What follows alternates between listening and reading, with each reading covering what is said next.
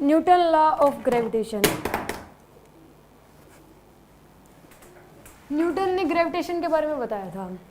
ठीक है, न्यूटन ने बताया था कि जो यूनिवर्स में अगर कोई भी दो बॉडी है तो वो एक दूसरे पर अट्रैक्टिव फोर्स लगा रही है, मतलब वो एक दूसरे को अट्रैक्ट करती है, चाहे कोई भी बॉडी है।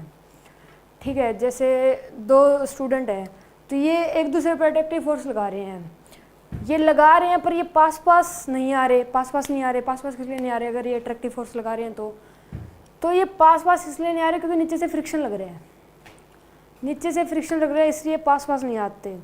ठीक है, अगर वैक्यूम में करें, वैक्यूम में कोई फ्रिक्शन नहीं लगता, एयर वेयर कुछ भी नहीं होती, वैक्यूम में करेंगे तो ये पास पास आ जाएंगे क्योंकि अट्रैक्टिव फोर्स लगा रहे हैं according to Newton law of gravitation. Gravitation लग रहा है, फिर लग तो अब भी रहा है बट नीचे से फ्रिक्शन लग रहा है तो इसलिए वो पास पास तो आएंगे ही नहीं। तो यही बताया था न्यूटन ने कि जो every body in this universe attracts every other body with a force which is directly proportional to the product of their masses and inversely proportional to the square of the distance between them। ये कह रहा है कि जैसे मान लो universe में कोई भी बॉडी है, वो दूसरी बॉडी पर फोर्स लगा रही है, अट्रैक्टिव फोर्स लगा रही है, और जो वो फोर्स है ना वो डायरेक्टली प्रोपोर्शनल होता है प्रोडक्ट ऑफ देयर मासेस। ठीक है, और इनवर्सली प्रोपोर्शनल होता है square of the distance between them. जैसे मान लो एक ये बॉडी है और एक ये बॉडी है, और जो इनके सेंटर के बीच का जो गैप है वो क्या है, आर। ठीक है, तो अब ये एक दूसरे पर अट्रैक्टिव फोर्स लगा रही है। ठीक है, एक दूसरे पर अट्रैक्टिव फोर्स लगा रही है, जो फोर्स होता है वो डायरेक्टली प्रोपोर्शनल है m1 m2 के। जो ये फोर्स एक दूसरे पर लगा रही है वो डायरेक्टली प्रोपोर्शनल तो होगा m1 m2 के, इनवर्सली प्रोपोर्शनल होगा आर स्क्वायर के, ये अभी पढ़ा था।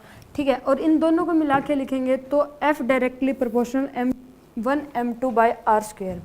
और जो डायरेक्टली प्रोपोर्शनल है, अगर इसके साइन को हम हटाएंगे तो यहाँ पर यूनिवर्सल ग्रेविटेशनल कांस्टेंट आ जाएगा, जिसे g से डिनोट करते हैं।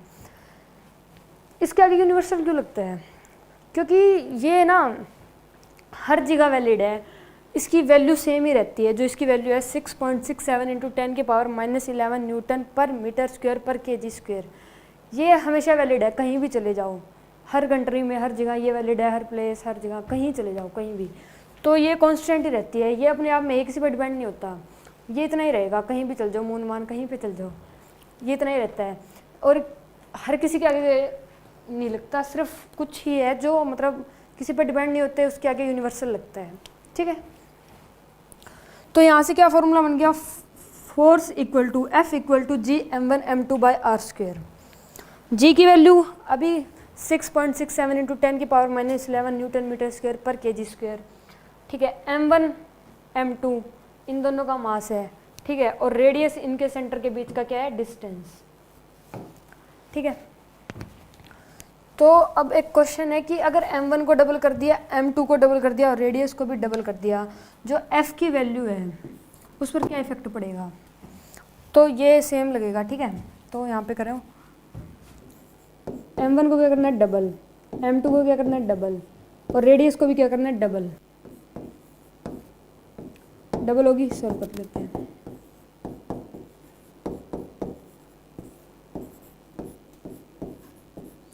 जी आ गया वापस ही, तो इसका आंसर क्या है, नो इफेक्ट, इस पर कोई इफेक्ट नहीं पड़ेगा। अगर मास m1 को भी डबल कर दिया, m2 को भी डबल कर दिया और रेडियस को भी डबल कर दिया तो इस पर नो इफेक्ट, कोई इफेक्ट नहीं पड़ेगा f की वैल्यू पर। तो इसका आंसर क्या है, नो इफेक्ट। ठीक है, सेकंड क्वेश्चन क्या है कि m1 को तो 2 kg कर दिया। ठीक है, कर ही लेते हैं, कितना कर दिया, 2 kg।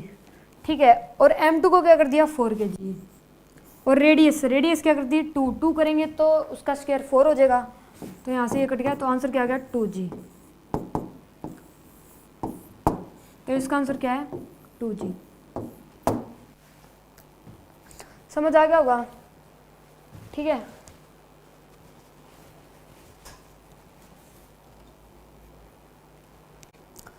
सुनो, न्यूटन ने बताया कि जो अर्थ है उसके अंदर ग्रेविटेशन फील्ड लाइन एंटर कर रही है लेकिन ये दिखती नहीं है, ऐसा न्यूटन ने बताया। तो बोले सभी कि दिखती नहीं है, तो ऐसे कैसे कह दिया कि ग्रेविटेशन फील्ड है, अपनी मर्जी से बना दिया। तो न्यूटन कहता मैंने कह दिया तो कह दिया, मान लो तुम्हारी मर्जी, ना मानो तुम्हारी मर्जी, मैंने कह दिया तो कह दिया भाई। तो साइंटिस्ट था, तो लोगों ने जाना माना फेमस था, बहुत कुछ पहले बताया था, तो फिर माननी तो पड़ी। तो न्यूटन कहता अर्थ के अंदर से जा रही है, हर जगह से जा रही है, ऐसे इसके अंदर से भी ग्रेविटेशन फील्ड जा रही है, मेरे अंदर से भी जा रही है, ऐसे ऐसे ऐसे चारों तरफ से। ठीक है, तो इसने क्या बताया कि जैसे ये अर्थ है, ठीक है, इसके चारों तरफ से ग्रेविटेशन फील्ड जा रही है, ठीक है, और ये बहुत सारी होती है, दिखती तो है ही नहीं, बहुत सारी होती है। ऐसा चार्ज के केस में भी होता है, जैसे पॉजिटिव चार्ज है तो इसके अंदर से जाती है, इसके अंदर से आती है, क्या आती है, इलेक्ट्रिक फील्ड लाइन ऐसे आती है। और जो नेगेटिव है, नेगेटिव चार्ज है, उसके अंदर जाती है, हाँ अंदर जाती है इलेक्ट्रिक फील्ड लाइंस। ठीक है, ऐसा चार्ज के केस में भी होता है और अर्थ के केस में होता है, हर जगह होता है। ऐसे ऊपर से भी आ रही है ग्रेविटेशन फील्ड लाइन, छत से, इधर से, उधर से, हर जगह से आ रही है। तो ये न्यूटन ने बताया। तो न्यूटन कहता है कि जो ग्रेविटेशन फील्ड है ड्यू टू अर्थ की वजह से ग्रेविटेशन फील्ड है वो रेडियली इनवर्ड है, इस तरीके से जाता है। ठीक है, इस तरीके से क्या है, ग्रेविटेशन फील्ड होता है अर्थ पर जाता है। ठीक है, तो उसने डेफिनेशन बताई ग्रेविटेशनल फील्ड काउंट करने की। तो उसने कहा जैसे मान लो ये है,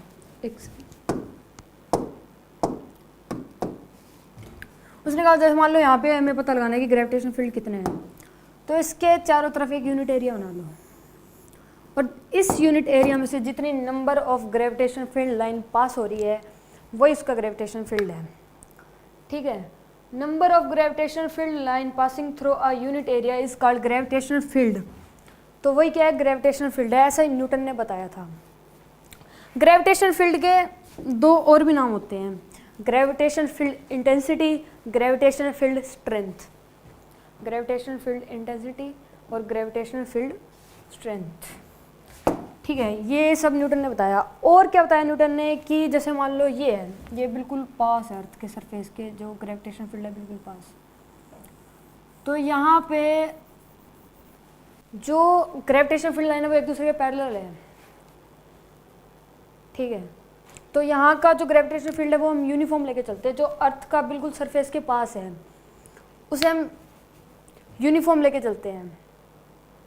हालांकि जैसे होता तो क्या है, एक्चुअल में क्या है, जैसे जैसे जो ये ग्रेविटेशन फील्ड मतलब अर्थ से जैसे जैसे दूर जाएंगे तो इसका गैप ऐसे बढ़ेगा, ऐसे जाती है। लेकिन ये जो बिल्कुल पास होती है ना तो वैसे होती है पैरेलल पैरेलल, जैसे इसमें दिखा रखा है।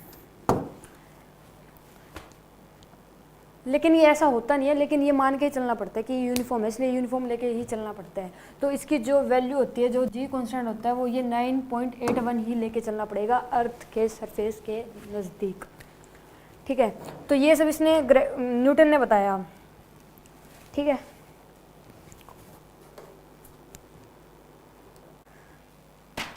ये जो स्लाइड है ये इंफॉर्मेशन बेस्ड है।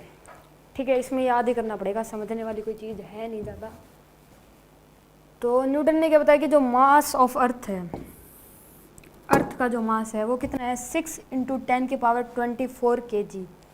ठीक है, रेडियस ऑफ अर्थ की जो रेडियस है वो कितनी है, 6400 किलोमीटर। डेंसिटी ऑफ अर्थ की जो डेंसिटी है वो कितनी है, 5.5 × 10⁻³ किलोग्राम पर मीटर क्यूब। ये न्यूटन ने निकाल दिया। उसने ये सब बता दिया, मास of earth, radius of earth, density of earth कितनी है। तो घना चालू था, ज़्यादा इंटेलिजेंट था। बस इसमें तो यही है। ठीक है, gravitation field due to earth. जो अर्थ का सरफेस है, ये वाला अर्थ का जो सरफेस है, वहाँ पर ग्रेविटेशन फील्ड कितना होगा, ये न्यूटन ने बता दिया था। Gravitation field at surface of अर्थ, जिसे GS से डिनोट करते हैं, GS से डिनोट करते हैं, मतलब ये ग्रेविटेशन फील्ड है अर्थ के सरफेस पर या फिर किसी भी प्लैनेट के सरफेस पर। ठीक है, इसे एक्सेलरेशन ड्यू टू ग्रेविटी भी कह सकते हैं। जो न्यूटन था उसने बता दिया था कि जो जी है ना वो डायरेक्टली प्रोपोर्शनल है एम के, इन्वर्सली प्रोपोर्शनल है आर स्क्वायर के, और यहाँ से क्या आ जाएगा G directly proportion M by are square, और इसने इसके डायरेक्टली प्रोपोर्शन के साइन को हटाकर लिख दिया था जी, ग्रेविटेशन कांस्टेंट लगा दिया था G M E by are square. यहाँ से इसने फॉर्मूला बना दिया बैठे बैठे। ये कहता है किसी भी प्लेनेट का निकाल लो ग्रेविटेशन फील्ड, ये फॉर्मूले में बस मास की वैल्यू पुट करो, रेडियस की वैल्यू पुट करो, आ जाएगा। बैठे बैठे बना दिया था। इससे जी एस मतलब ग्रेविटेशन फील्ड निकाल सकते हैं इस फॉर्मूले से, जो न्यूटन ने बता दिया था। क्या फॉर्मूला था, क्या फॉर्मूला बन गया, G M E by R E square. G M E mass of earth, इसलिए इसे एम ई लिखते हैं, और R E radius of earth, इसलिए इसे आर ई लिखते हैं। मास ऑफ अर्थ कितना होता है, 6 × 10⁻24 kg। ठीक है, रेडियस कितनी होती है, 6400 किलोमीटर। जी की वैल्यू भी पता ही है, 6.67 × 10⁻⁻11 न्यूटन मीटर स्क्वायर पर kg स्क्वायर। ठीक है, तो यहाँ से जैसे इसको मीटर में कन्वर्ट करके जब इस वैल्यू पुट करके यहाँ से निकालेंगे तो ये आ जाएगा 9.81। अर्थ का निकाल दिया था ग्रेविटेशनल फील्ड। ठीक है, और ये फॉर्मूला तभी वैलिड है जब क्वेश्चन मास के टर्म में पूछ रखा हो। मास के टर्म में पूछ रखा है तो ये वैलिड है, और अगर डेंसिटी की टर्म में पूछ ले क्वेश्चन तो ये वाला वैलिड है। जैसे देखो ये क्वेश्चन है, इसमें डेंसिटी की टर्म में पूछ रखा है, डेंसिटी की टर्म में, तो इसमें ये वाला फॉर्मूला लगेगा, और इस क्वेश्चन में मास की टर्म में पूछ रखा है तो इसमें ये वाला फॉर्मूला लगेगा। ठीक है, जो ये नीचे वाला फॉर्मूला है डेंसिटी वाला, ये आया कहाँ से, ये सुनो, ये इसी फॉर्मूले से आया है। देखो जी इंटू मास को क्या लिख सकते हैं, डेंसिटी बाय वॉल्यूम। डेंसिटी किससे डिनोट करते हैं, रो से। ठीक है, वॉल्यूम कितना होता है, स्पेरिकल 4/3 पाई आर क्यूब, और डिवाइडेड बाय क्या कर देंगे, आर ई का स्क्वायर। ठीक है, तो इससे एक रुको आर, हाँ ठीक है आर ई लिख लेते हैं यहाँ पे क्योंकि ये अर्थ का है ना। तो इससे एक से ये कट जाएगा, एक फॉर्मूला बन गया। देखो 4/3 रो जी पाई आर ई, ये वाला फॉर्मूला आ गया। तो ये वाला जो फॉर्मूला है वो यही इसी से निकल के आया है। ठीक है,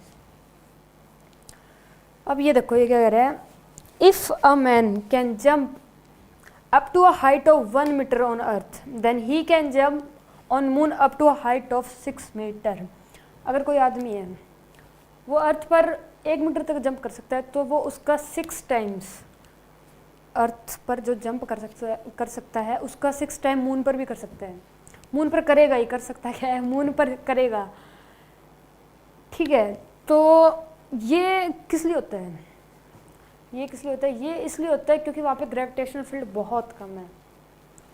ग्रेविटेशनल फील्ड कम है तो उतनी ही h हाइट ट्रैवल करेगा। जहाँ ग्रेविटेशनल फील्ड कम होता है वहाँ ये होता है, क्या होता है, उतनी हाइट ट्रैवल करता है। ठीक है, तो मून पर ग्रेविटेशनल फील्ड बहुत कम है अर्थ के कंपैरिजन। ठीक है, तो इसमें तो ये बता रखा था, देखना जंप करके मून पे और अर्थ पे डिफरेंस पता चल जाएगा। क्वेश्चन देखते हैं अब।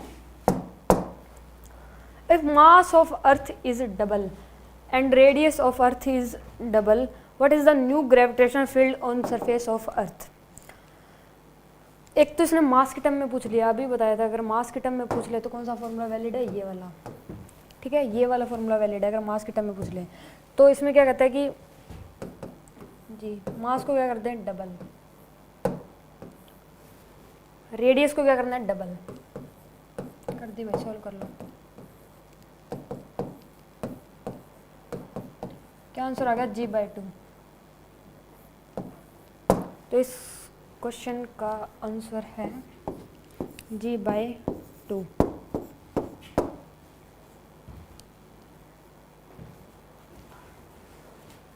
डेंसिटी हो गया, density, if density and radius of earth both are double then what is the effect on gravitational field on surface of earth. इसमें डेंसिटी की फॉर्म में पूछ लिया, मास के टर्म में पूछा तो हमने कौन सा फॉर्मूला लगाया था, वो ऊपर वाला। डेंसिटी के टर्म में पूछ लिया तो हम लगाएंगे नीचे वाला, ठीक है, ये वाला फॉर्मूला लगेगा 4/3 रो जी पाई आर ई, ठीक है। तो ये लगाते हैं। इसमें क्या कह रहा है कि डेंसिटी डबल कर देते हैं, 4/3 जी एस लिख लेते हैं। डेंसिटी क्या कर दी, डबल,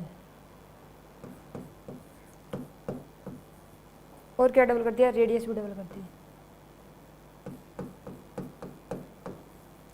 तो 2 4 टाइम्स, तो आंसर क्या गया, जी एस क्या हो जाएगी, 4 टाइम्स हो जाएगी ऑफ जी। जी एस मतलब ग्रेविटेशनल फील्ड की 4 टाइम्स हो जाएगी डेंसिटी। अगर और डेंसिटी और रेडियस डबल कर दी, अर्थ की डबल कर दी, तो वो 4 टाइम्स आ जाएगी जी एस की, ठीक है। तो इस स्लाइड में तो यही बताया था, हो गया, ठीक है, ठीक है। Gravitational field at height h from earth surface, earth के सरफेस पर h हाइट पर ग्रेविटेशनल फील्ड कितना होगा, वो स्लाइड में बताया गया है, ठीक है। तो जो हमने पढ़ा था अर्थ के सरफेस पर जो ग्रेविटेशनल फील्ड होता है वो कितना होता है, GME/RE², ये पढ़ा था। ये कब कहाँ होता है, अर्थ के सरफेस पर, ये पढ़ा था।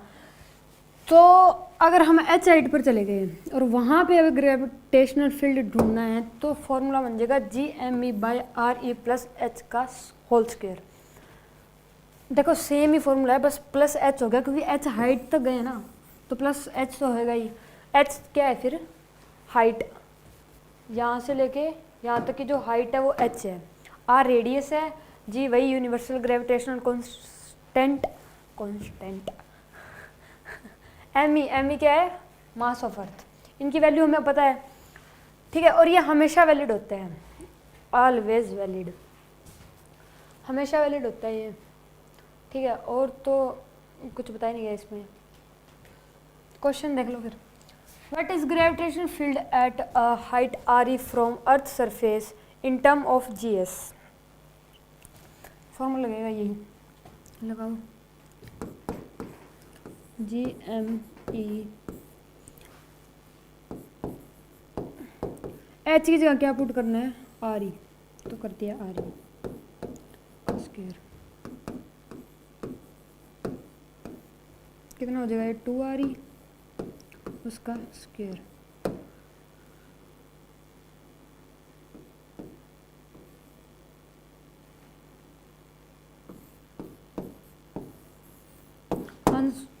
आंसर आ गया GS/4, ठीक है। इसका क्या आंसर है, GS/4, ठीक है। Next question, what is the gravitational field at height 2RE, अब इसकी जगह 2RE पुट कर दो।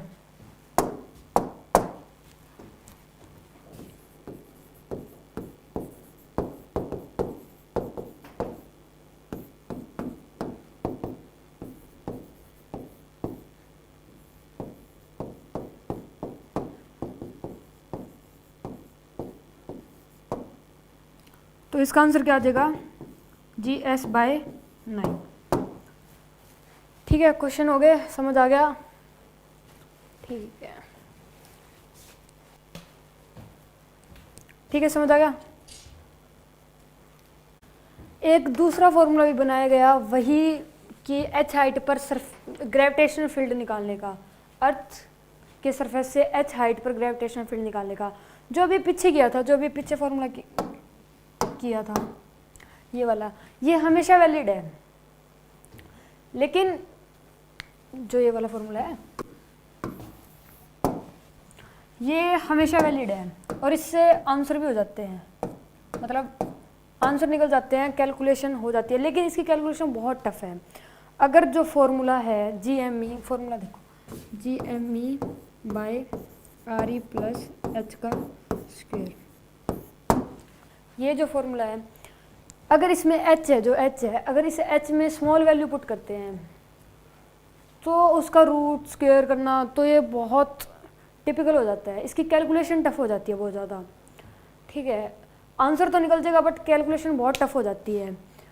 अगर कुछ जैसे मान लो बड़ा बड़ी वैल्यू रखते हैं, अगर एच की हाइट पर बड़ी वैल्यू रखते हैं तो आंसर निकल जाएगा, क्योंकि उसका स्क्वायर इजीली निकल जाता है बड़ी वैल्यूज़ का, तो लेकिन स्मॉल वैल्यू का नहीं निकलता, तो इसमें कैलकुलेशन बहुत टफ हो जाती है। तो एक नया फॉर्मूला बनाया गया अर्थ की सरफेस से एच हाइट पर जाने के लिए। वो फॉर्मूला क्या बनाया गया, G equal to G S into 1 minus 2h/RE।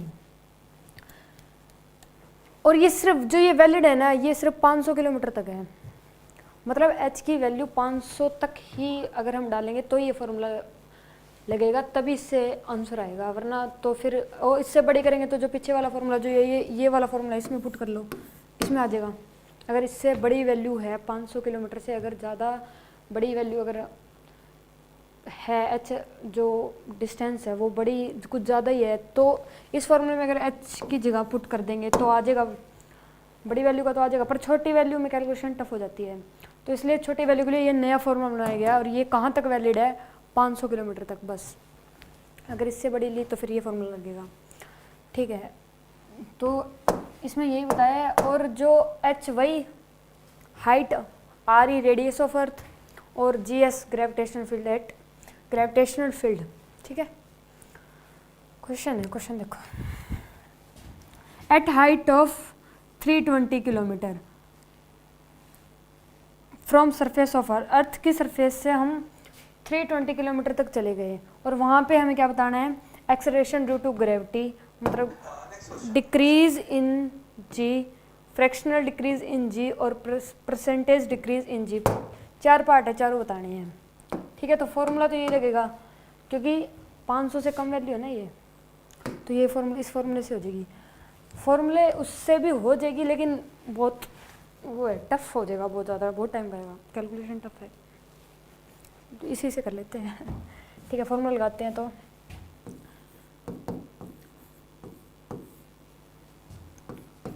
H की वैल्यू क्या पुट करनी है, 320, ठीक है। और RE कितना होता है, 6400,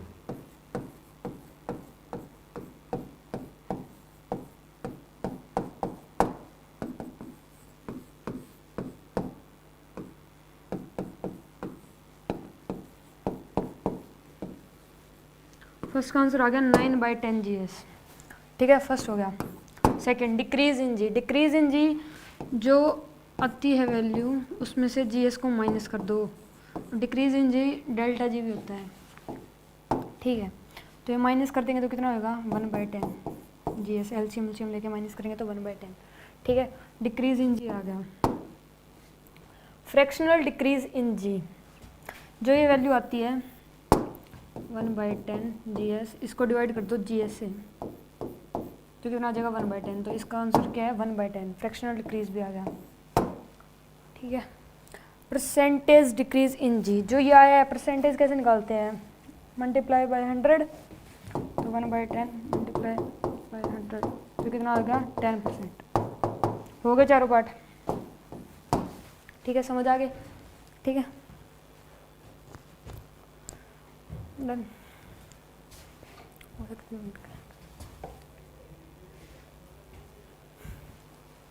gravitation field at depth h from earth surface, अपन ने पढ़ा था कि h हाइट से, मतलब अर्थ का सरफेस है उसकी h हाइट पर ग्रेविटेशन फील्ड क्या हुआ। अब इसमें क्या है कि जो अर्थ का सरफेस है उसकी h डेप्थ में, h गहराई में ग्रेविटेशन फील्ड कितना होगा। तो जैसे मान लो यहाँ ये अर्थ का सरफेस है और इससे h नीचे चले गए, तो इस पॉइंट पर ग्रेविटेशन फील्ड क्या होगा। और जैसे मान लो h हाइट ऊपर भी गया है तो भी ग्रेविटेशन फील्ड कम होता है, h हाइट नीचे लेके जाओ तो भी ग्रेविटेशन फील्ड कम होगा, ठीक है। जो यहाँ पर है इससे ग्रेविटेशन फील्ड अगर ऊपर लेके जाओगे तो भी कम होएगा, अगर यहाँ पे अगर आप ग्रेविटेशन फील्ड अगर हम फाइंड कर रहे हैं तो यहाँ पर भी यहाँ से कम होगा, और अगर नीचे डेप्थ में जाएंगे तो भी कम होगा ग्रेविटेशन फील्ड। कम कितना होता है, GS इंटू 1 माइनस h/RE, ये हमेशा वैलिड है। इससे मतलब कैलकुलेशन भी जल्दी हो जाती है। जो पहले अपन ने किया था कि मतलब जो h हाइट पे गया था उसके अलग अलग 2 फॉर्मूले थे, इसका एक ही है, ये हमेशा वैलिड है, इसके लिए कोई दूसरा फॉर्मूला नहीं होता, और इससे कैलकुलेशन भी ईजी होती है, निकल जाती है, चाहे स्मॉल वैल्यू डालो चाहे छोटी बड़ी कोई कैसी भी डालो ये निकल जाएगी। h हाइट, h की जगह कुछ भी पुट करो, ठीक है। तो हमेशा वैलिड है, सेम ही फॉर्मूला है, बस 2h की जगह h ही कर रहा है, पिछले में 2h था इसमें h किया है, बस सेम ही फॉर्मूला है, ठीक है, हमेशा वैलिड होता है। तो आप क्वेश्चन देख लो, at depth of 320 kilometre from surface of earth, formula ये लगेगा और इसमें निकालने कितने, 4 पार्ट निकालने हैं। Acceleration due to gravity, decrease in G, fractional decrease और परसेंटेज डिक्रीज इन जी, ठीक है। तो एक्सेलरेशन ड्यू टू ग्रेविटी निकालते हैं, यही फॉर्मूले से।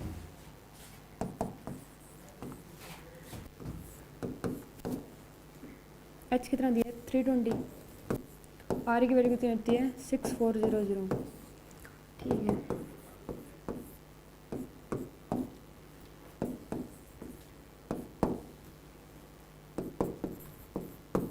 यहाँ से क्या आ जाएगा 19/20 GS। फर्स्ट का आंसर क्या आ गया 19/20 GS, ठीक है, फर्स्ट पार्ट हो गया। सेकंड पार्ट में क्या बताना, decrease in G, decrease in G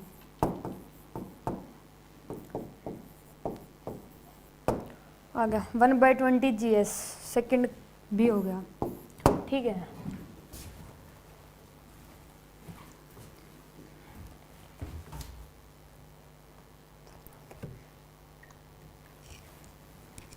fractional decrease in G, जो ये 1/20 GS आया, इसे डिवाइड करना है किससे, GS से, इसे डिवाइड करेंगे GS से, GS कट जाएगा तो 1/20, तो थर्ड का आंसर क्या है 1/20। फ्रैक्शनल डिक्रीज इन जी भी आ गया, ठीक है। क्या बताना है, परसेंटेज डिक्रीज इन जी, जो 1/20 है, मल्टीप्लाई कर दो 100 से, परसेंटेज निकालने के लिए मल्टीप्लाई 100 से करते हैं, पता है सबको। तो यहाँ से क्या आ जाएगा 5%, तो 5% क्या आ जाएगा डिक्रीज इन जी, ठीक है। तो 4 पार्ट है, चारों हो गए, बस यही था स्लाइड में, ठीक है।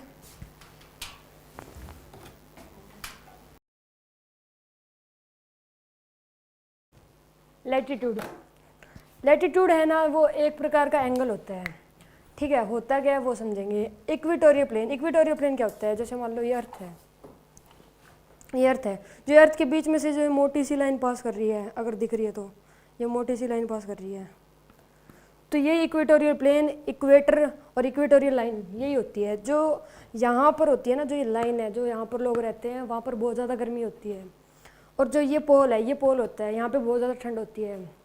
पोल पे तो लोग रहते नहीं है, मतलब बिल्कुल पोल पे तो रहते नहीं है, वहाँ पे तो लाइफ पॉसिबल ही नहीं है। पर यहाँ पे हमेशा ऑल सीज़न ठंडी रहती है, कभी गर्मी होती नहीं, और यहाँ पे बहुत गर्मी होती है, ठीक है। तो ये इक्वेटोरियल प्लेन होता है। अब लैटिट्यूड क्या होता है, लैटिट्यूड, अब जैसे मान लो ये अर्थ है, ये क्या है, अर्थ है, ये इक्वेटोरियल प्लेन है, ये क्या है, ये इक्वेटोरियल प्लेन है। अब ये अर्थ है, अब अर्थ का कोई मान लो यहाँ पे अपन ने एक पॉइंट ले लिया अर्थ पर, और इसे अर्थ के सेंटर से जोड़ दिया, और इसे इक्वेटोरियल प्लेन से जोड़ दिया, जो जॉइनिंग लाइन है इसे इक्वेटोरियल प्लेन से जोड़ दिया, तो ये एंगल बनेगा ना, उसे लैटिट्यूड कहेंगे, और लैटिट्यूड को लैम्डा से डिनोट करते हैं, ठीक है। जो ये एंगल बनेगा उसे लैटिट्यूड कहेंगे, और लैटिट्यूड को लैम्डा से डिनोट करते हैं। और हर एक जगह का अलग अलग लैटिट्यूड होता है, यहाँ अलग मिलेगा, यहाँ अलग मिलेगा, यहाँ अलग मिलेगा, यहाँ अलग मिलेगा, हर जगह अलग मिलेगा, क्योंकि ये एंगल पर डिपेंड करते हैं, ठीक है। और हर जगह का एंगल अलग अलग बनेगा, तो लैटिट्यूड भी अलग अलग आएगा। मान लो जैसे हमें यहाँ इस पॉइंट पे ढूंढना है, ठीक है, तो यहाँ पॉइंट बनाया, अर्थ के सेंटर से मिला दिया और इक्वेटोरियल प्लेन से बना दिया, तो जो ये एंगल बनेगा ना, ये वाला, ये होगा लैटिट्यूड लैम्डा, ठीक है। देखो इसमें दे रखा है, if centre of earth and any place on surface of earth is joined with some line, then angle of joining line with equatorial plane is called latitude. ये वही बता रखा है कि जो अर्थ का सेंटर है, वो जो अर्थ का सरफेस है, उसे इस पे कोई पॉइंट बनाएंगे और उसे ज्वाइन करेंगे, कोई पॉइंट बनाकर और अर्थ के सेंटर से ज्वाइन करेंगे, और फिर उसे इक्वेटोरियल लाइन से ज्वाइन करेंगे, जो एंगल बनेगा वो लैटिट्यूड होगा। यही बता रखा है इसमें, ठीक है। फॉर इक्वेटर, इक्वेटर के लिए जो लैम्डा, जो लैटिट्यूड है वो 0 होता है। क्यों होता है, देखो फॉर इक्वेटर, इक्वेटर कौन सी लाइन है, इक्वेटर, ये इक्वेटर है, तो इस पे एंगल क्या होगा, जीरो ही होगा, साफ ही दिख रहा है, कोई एंगल थोड़ी बन रहा है इस पे, जीरो ही होगा, लैम्डा तो है ही नहीं इस पे। तो for equator lambda equal to zero, क्या होता है, जीरो। ठीक है, अब क्या बता रहे, फॉर पोल, पोल के लिए जो लैम्डा होता है वो कितना होता है, 90। पोल कहाँ है, ये पोल है, इसे ज्वाइन कर दो अर्थ के सेंटर से और फिर इक्वेटोरियल प्लेन से बना दो, तो कितना एंगल बन रहा है, 90। तो फॉर पोल, पोल के लिए लैम्डा लैटिट्यूड कितना होता है, 90। ठीक है, और इस स्लाइड में तो यही था बस। इफेक्ट ऑफ रोटेशन ऑन जी, जब अर्थ रोटेट करेगी तो जी की वैल्यू उस पर क्या इफेक्ट पड़ेगा। अपन ने फॉर्मूला किया था GME बाय RE स्क्वायर, जो जिसकी वैल्यू कितनी थी, 9.81। ये तब किया था, ये अर्थ के सरफेस पे निकाला था अपन ने ग्रेविटेशनल फील्ड, ये अर्थ के सरफेस पे ग्रेविटेशनल फील्ड निकालने के लिए वो फॉर्मूला यूज़ किया था। तो ये कब वैलिड है, जब अर्थ रेस्ट पे हो, जब अर्थ रेस्ट पे हो, जब अर्थ अपने एक्सिस के अबाउट मूव नहीं कर रही हो, घूम नहीं रही हो, रोटेट नहीं कर रही हो, तब ये फॉर्मूला वैलिड है। ठीक है, तब ये फॉर्मूला आएगा। और इसने पूछ रखा कि अगर अर्थ रोटेट कर रही है तो उसके सरफेस पर जी की वैल्यू क्या होगी, जी का इफेक्ट क्या होगा, तो वो बताना है उनको। तो अगर अर्थ रोटेट करेगी ना तो जो जी की वैल्यू है ना वो कम हो जाएगी, 9.81 से जी की वैल्यू क्या हो जाएगी, कम हो जाएगी। कितनी कम हो जाएगी, अगर अर्थ रोटेट कर रही है तो इतनी, RE omega square cos square lambda, इस वैल्यू से जो जी की वैल्यू है वो कम हो जाएगी। ठीक है,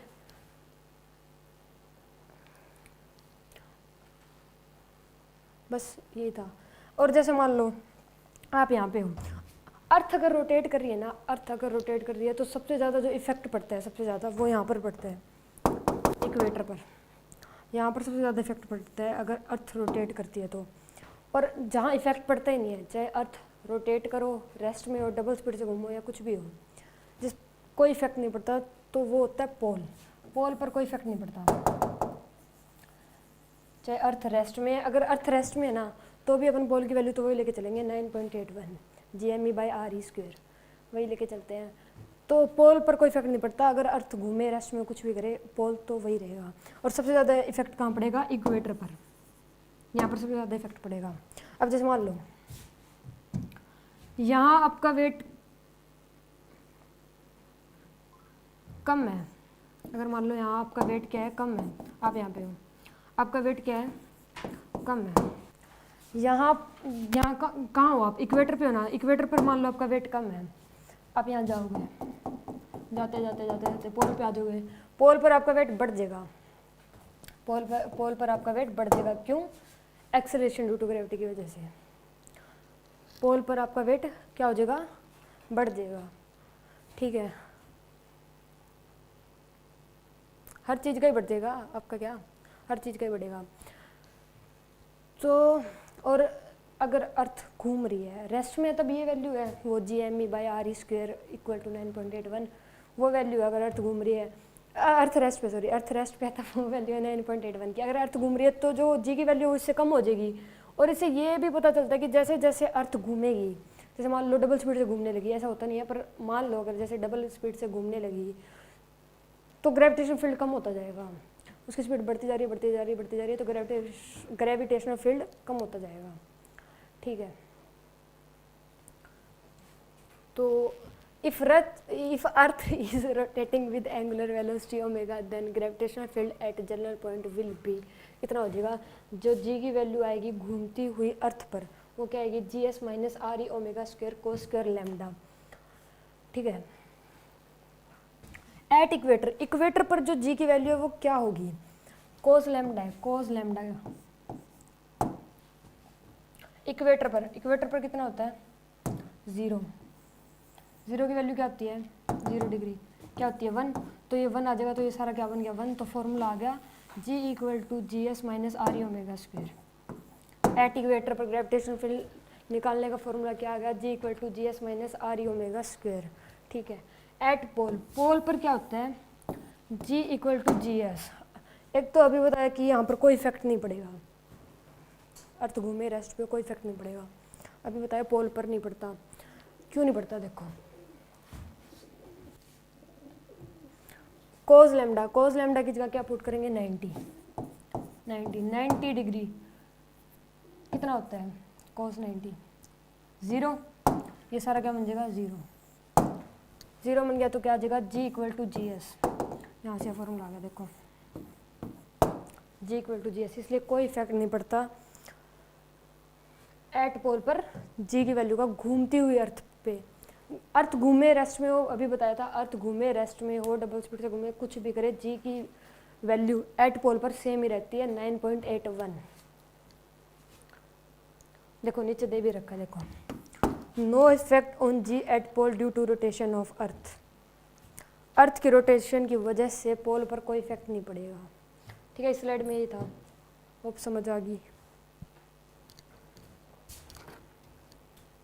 इस स्लाइड में कह रहा है कि हम ऐसा क्या करें कि जो इक्वेटर है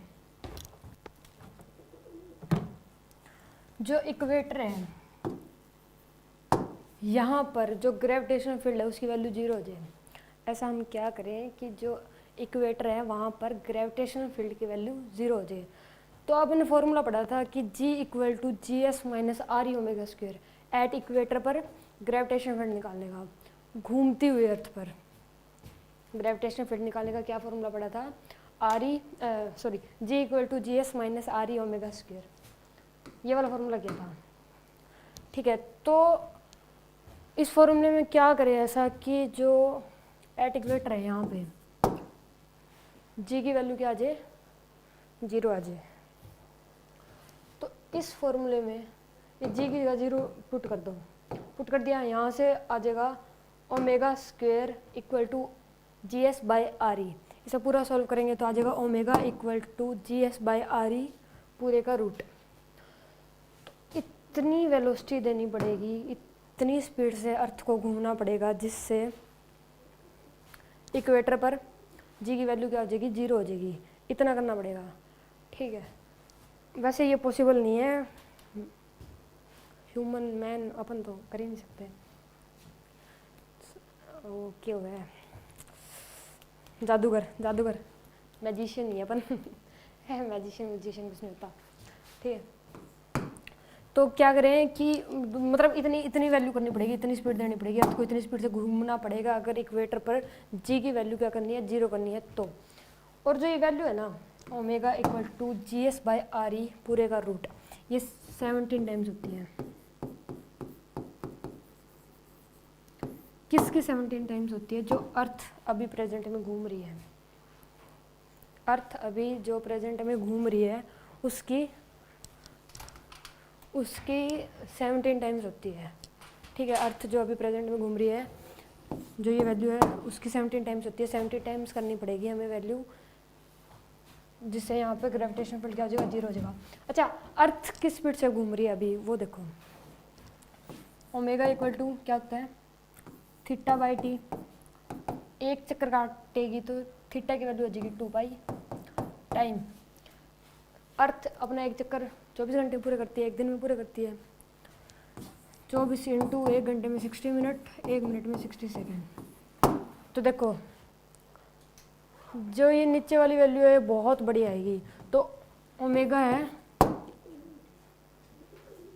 बहुत वैल्यू आएगी बड़ी, ओमेगा छोटा हो जाएगा। ठीक है, क्योंकि ये वैल्यू बहुत बड़ी आएगी तो इससे ओमेगा क्या हो जाएगा स्मॉल हो जाएगा बिल्कुल। और देख लो कितनी बहुत कम स्पीड से घूम रही है अभी, और इसका ये 17 टाइम्स देनी पड़ेगी। इसे सॉल्व करके देख लेना इसे भी, और ये इसका 17 टाइम्स आएगी। सॉल्व करने की नीड नहीं है, वैसे मैं बता रहा हूँ कि 17 टाइम्स आएगी, इसकी 17 टाइम्स आएगी। ठीक है, जैसे मान लो कोई एस्टेरॉयड आ गया कहाँ अर्थ पे, स्पेस से आ गया कोई, ठीक है, और मतलब वो अर्थ से टकराया और उसने अर्थ का जो ओमेगा है वो बढ़ा दिया, बहुत ज़्यादा बढ़ा दिया। तो इससे क्या होगा, तो इससे होगा कि जो भी अर्थ पे है सब कुछ बंदे मतलब ह्यूमन एवरीथिंग सब कुछ चला जाएगा कहाँ, स्पेस में, यूनिवर्स में चला जाएगा सब कुछ। या तो जो भी लोग हैं उन्हें पोल की तरफ भागना पड़ेगा, क्योंकि पोल पर कोई इफेक्ट नहीं पड़ता, चाहे ओमेगा बढ़े घटे, स्पीड रेस्ट में रहे, अर्थ घूमे डबल स्पीड से घूमे, कोई फर्क नहीं पड़ता पोल पर। या तो जो सारे लोग हैं वो पोल की तरफ भागेंगे, या फिर सारे यूनिवर्स में चले जाएंगे। ठीक है, तो बस यही था कि यहाँ पर जो वैल्यू है वो कितनी करनी पड़ेगी, यहाँ पर वैल्यू 0 कब आएगी ग्रेविटेशनल फील्ड की, जब इतनी स्पीड दे देंगे, इतनी स्पीड से अर्थ घूमने लगेगी। If earth is rotated by omega equal to GS by RE पूरे का root, then gravitational field at equator will be 0। जब अर्थ को इस वैल्यू से रोटेट करवाएंगे तो जो ग्रेविटेशनल फील्ड है एट इक्वेटर पर वो क्या हो जाएगा, 0 हो जाएगा। ठीक है, और क्या दे रखा है, if earth rotates with angular velocity 17 times of actual angular velocity, then gravitational field at equator will be 0। वही बात आ गई, इसे सॉल्व करेंगे तो ये 17 टाइम्स आ जाएगा, जो घूम रही है, जो अर्थ अब घूम रही है उसका 17 टाइम्स आ जाएगा। अगर ये 17 टाइम्स है जो अब अर्थ घूम रही है, तो ये सेम ही बात है कि 17 टाइम्स देनी पड़ेगी जो अर्थ अब घूम रही है उससे वेलोसिटी। ठीक है, तो इस स्लाइड में यही था।